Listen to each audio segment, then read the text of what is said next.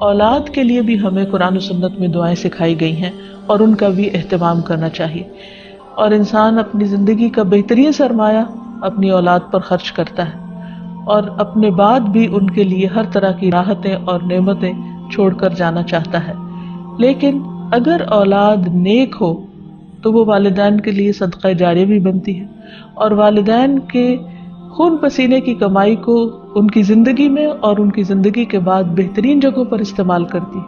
لیکن اگر اولاد بگڑی ہوئی ہو تو زندگی میں بھی انسان کے لیے اذیت اور عذاب ہے اور بعد میں بھی اس کے مال کو ضائع کرنے والی ہوتی ہے اور اس کے لیے بدنامی کا سبب بنتی ہے. پھر اسی طرح یہ ہے کہ اگر کسی کی اولاد نہ ہو تو اس کے لیے بھی دعا سکھائی گئی ہے اور وہ دعا ابراہیم علیہ السلام کی دعا ہے جس میں وہ کہتے ہیں رب ہب لی من الصالحین، اے میرے رب مجھے نیک اولاد عطا فرما، صالح لوگوں میں سے عطا فرما. فبشرناہ بغلام حلیم، تو ہم نے اسے ایک بردبار بیٹے کی بشارت دی. یعنی اللہ سبحانہ وتعالیٰ نے ان کی دعا سن لی اور یہ دعا بہت عرصے کے بعد سنی گئی تھی لیکن بہرحال سن لی گئی. ابراہیم علیہ السلام اللہ کے دوست تھے اور مستجاب الدعوات تھے، ان کی دعائیں قبول ہوتی تھی.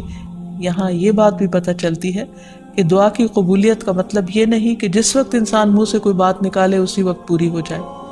اس کی پورے ہونے میں بعض اوقات کئی سال گزر سکتے ہیں، جیسے ہم دیکھتے ہیں یوسف علیہ السلام کے واقعے میں، ابراہیم علیہ السلام اور دیگر پیغمبروں کے سلسلے میں.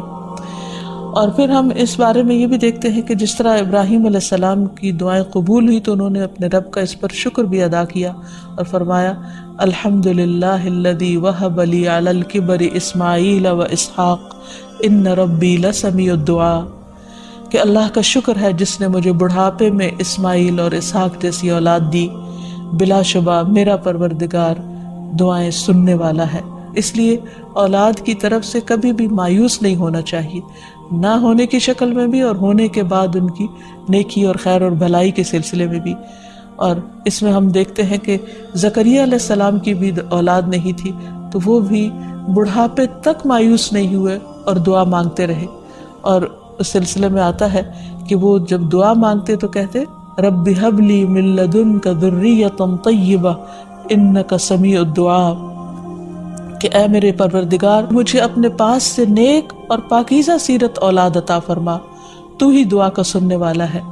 یعنی پیغمبر ہمیشہ صرف اولاد کی دعا نہیں کرتے بلکہ نیک اولاد کی دعا کرتے ہیں.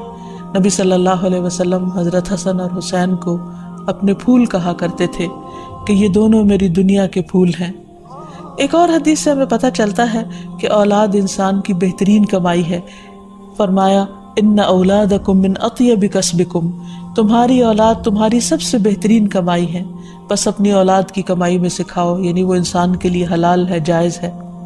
پھر اسی طرح بیٹیاں جو ہیں ان کی تعلیم و تربیت اور ان کی پرورش بھی ایک بہت خیر و بھلائی اور جنت کمانے کا ذریعہ ہے. لیکن اس کے ساتھ ساتھ یہ بھی یاد رکھنا چاہیے کہ اولاد ایک رسپانسبلٹی بھی ہے، ان کے بارے میں سوال بھی کیا جائے گا.